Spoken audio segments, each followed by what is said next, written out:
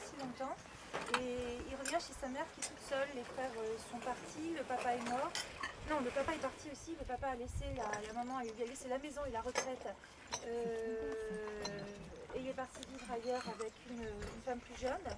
Et donc il retrouve cette espèce de pérennité et d'incandescence de la Sicile classique. Et j'ai trouvé qu'il y avait énormément de ressemblances avec... bon, c'est plus frustre qu'on peut ressentir, enfin en tout cas que je ressens moi la Corse, mais il y a tellement de dits qui sont les mêmes dans les silences, dans les rapports avec les gens, dans l'histoire des autres, dans le village. C'est pas un livre qui se raconte, c'est un livre où on peut dire que des émotions, et l'émotion elle est insulaire, l'émotion elle est méditerranéenne, l'émotion elle est colorée, elle est solaire, c'est donc un livre magnifique que je voulais à tout prix reconvoquer. Donc Vittorini, conversation en Sicile. Conversation, dialogue avec des gens, c'est lui, il converse avec lui-même. Il commence sur le bateau, il commence avec des gens qui rentrent. Non, c'est conversation ou monologue ou dialogue avec les autres. Oui. C'est vraiment, moi je sais qu'il m'a pris au trip, quand je l'avais lu quand j'avais 17 ou 18 ans, et je l'ai relu il n'y a pas longtemps avec tout le truc qui se passe à Corse, et le fait que j'ai travaillé dans l'histoire,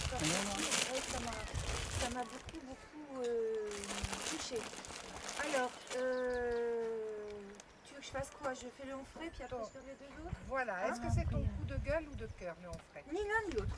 Bon, ça va. J'avais dit que je le ferais. J'ai dit que je le ferais, ça peut pas être un coup de gueule et ça peut pas être un coup de cœur. Je peux quand même, pour ceux qui ne sont pas au courant, dire qu'en ce moment, que ce soit sur le net, Télérama, de larges articles partout sur ce livre. C'est un livre dont on parle beaucoup. Michel Onfray, vous l'avez peut-être vu samedi passer à la télévision. Donc nous avons parmi nous quand même, disons-le, des gens qui connaissent bien la psychanalyse. Donc Marie-Hélène, vas-y mollo, Onfray. Non, mais justement, la conversation sur le buzz médiatique, je l'ai eu il n'y a pas longtemps parce que je ne sais pas si vous êtes au courant, je suis ravie de vous le dire, sourire. En gros, 150 exemplaires vendus malgré 27 passages télé. Ouais, vive la Corse, vive moi. Excusez-moi de vous le dire comme ça, comme quoi les lecteurs sont pas encore complètement des imbéciles, et c'est pas parce qu'on monte sa tranche partout que ça marche. Manoukian nous saoule, 175 exemplaires vendus. Ces deux-là ont été qualifiés de catastrophe économique par leur éditeur qui avait tiré à 20 000. J'avoue que ça me fait un plaisir infini parce que quand on sait sera mélanger les torchons et les serviettes, ce sera quand même super. Bon, Onfray, moi je l'ai acheté parce que j'avoue que je suis très Freud. J'ai beaucoup lu Freud, je l'aime beaucoup et j'étais un peu surprise d'une attaque aussi. J'ai ramené les articles aussi, ça m'intéresse. C'est virulent. Oui, donc je voulais savoir ce que Onfray pouvait faire de ça. Bon, sachant qu'Onfray, chaque fois qu'il s'empare d'un sujet, c'est toujours pour le mettre en 4 morceaux. Il s'emparait de la religion, il a appelé ça les antiquités. Enfin bon, c'est quelqu'un qui a l'habitude de prendre des choses un petit peu qui sont dans le domaine du sacré, dans le tabou, et de le piétiner, le jeter par terre et de le transformer en sable. Et je trouve qu'il s'est attaqué plus fort que lui cette fois-ci. Et sa démonstration est trop mécanique, elle est trop systématique, elle ne tolère pas la contradiction. Et résultat des courses, on sort de là, j'allais pas dire renforcé, mais en tout cas pas du côté d'Onfray.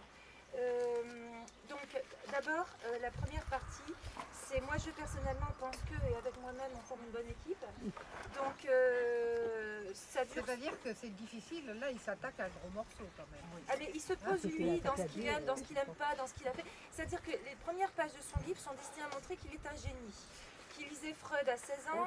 Non mais c'est ton coup de gueule là. Nietzsche. Non, c'est pire le coup de gueule. C'est gentil là. Attends, c'est vraiment ce qu'il fait. Je fais un résumé, mais je ne porte pas que... Bon, c'est donc un génie. À 14 ans, il avait lu Platon, à 15, il avait lu Nietzsche, à 17, machin. Donc il avait tout lu avant ses 18 ans. À 18 ans, il traîne sur les quais de Paris, il tombe sur Freud, alléluia, vive Freud. Et il est très content de la rencontre. Le temps passe, il relit Freud et tout d'un coup il découvre que tout n'est que cliché, image d'épinal et carte postale, et que comme il a lu tout de tout le monde, maintenant ce monsieur immense veut donner un avis sur la question. Donc, pardon, hein, s'il y en a qui l'aiment, tranquille. Bon, il fait ce qu'il appelle des cartes postales, c'est-à-dire que selon lui, Freud a fait 10 cartes postales, c'est-à-dire en termes clairs, 10 images d'Épinal, dans lesquelles il a fixé 10 postulats. Et lui, donc, il va s'appliquer à démolir ces 10 images d'Épinal. Alors, c'est assez facile à résumer. Il a couché avec sa sœur, il aurait adoré coucher avec sa mère, il était nazi, il était anti-juif, il était... enfin bref, c'est un gros méchant personnage que ce Freud. Poire, Berg, pas beau. Et après, toutes les histoires, il les colle sur toutes les histoires de ses patients. C'est-à-dire qu'il fait une critique anthropomorphique. Il est au contraire, et tout le contraire du structuralisme. Mais à mon avis, il joint des choses qu'il n'y a pas forcément besoin de joindre. Et puis il y a surtout une chose qu'il fait et qui à mon sens manque d'intelligence, c'est que ça ne veut pas dire que tout ce qu'a dit Freud était faux. Non, mais c'est un livre qui a le mérite de susciter le doute quand même. Faire un doute qui... mais Marie-France, le doute existe. Tu sais très bien que ça fait 10 ans que Freud est remis en question. J'ai au moins 10 bouquins à la maison où certaines théories sont nuancées. Mais c'est ça qui est bien quand tu lis un livre, c'est quand c'est nuancé. Alors que là, c'est un char d'assaut qui part contre une tombe. Quoi. Non, mais quand on voit Onfray quand longtemps, ben, enfin, je sais pas, mais les gens n'adhèrent pas à ce qu'il dit et puis savent remettre en question. Mais parfois, il a des affirmations où on peut se demander si quelquefois les gens ne se vouent pas aveuglément à une doctrine aussi. Qu'il ait pris un malin plaisir après avoir attaqué la religion, attaqué une autre religion que la psychanalyse, c'est sûr et certain. Oui. En même temps, il tue le père dedans, pour lui, parce que ce qu'il reproche surtout à Freud, c'est de n'avoir pas donné à Nietzsche, si vous voulez, la place et la valeur qu'il méritait. C'est-à-dire que il y a deux grands auteurs qui ont puisé l'essentiel de leur savoir et de leur doctrine dans Nietzsche, c'est Saint-Jean-Perse en poésie et Freud en psychanalyse. Il se trouve que dans au-delà du bien et du mal et le gai savoir sont quand même des pierres angulaires de ce qu'on a pu découvrir au XXe siècle. Et c'est vrai qu'énormément d'auteurs ont trouvé dans ces ouvrages-là matière, source et terreau. Mais Saint-Jean-Perse dit qu'il n'avait jamais mis les pieds dans une bibliothèque, que tous ces livres tenaient dans une caisse qu'il a fichue à la mer quand il s'est parti en exil en 1945, c'est-à-dire qu'il a fait un déni de lecture antérieure. Ça porte un nom d'ailleurs, je me souviens plus, cryptomnésie, la cryptomnésie. Je n'ai jamais rien lu, tout m'est venu naturellement. Donc il accuse Freud d'avoir fait de la cryptomnésie à propos de Nietzsche. Il dit que tout ce que Freud a découvert était dans Par-delà du bien et du mal et dans le gai savoir, mais qu'en fin de compte, il refuse de rendre au père ce qui lui revient. Mais ce qu'il dit, donc, ce qui est vrai, ceci dit, au demeurant, et il explique très bien qu'à l'époque, tout le monde parlait de Nietzsche et qu'il y a des conférences sur Nietzsche, on parlait de Nietzsche partout, et qu'il est peut-être passé à côté de l'œuvre de Nietzsche, pas à côté de sa Deleuze, et donc, quelque part, il ment. Mais lui, il fait pareil.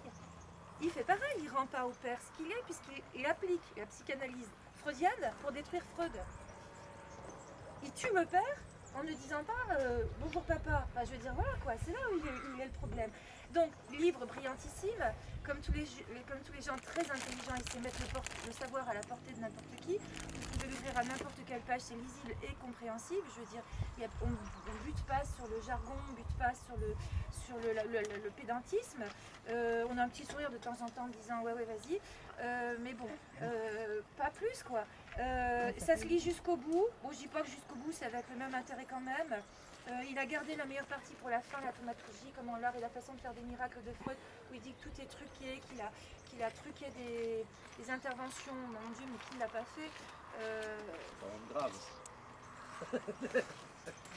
Le révisionnisme, il est pratiqué depuis la nuit des temps, et je crois que je ne connais aucun auteur qui parle, on en parlait dans l'instant, aucun auteur qui n'organise pas sa pierre tombale de son vivant et qui ne mette pas de l'ordre dans ses petits papiers. Je ne sais pas, peut-être qu'il avait vraiment le sentiment d'avoir découvert quelque chose de fondamental et qu'ensuite, a posteriori, il a tenté de mettre de l'ordre dans son œuvre pour qu'elle soit cohérente.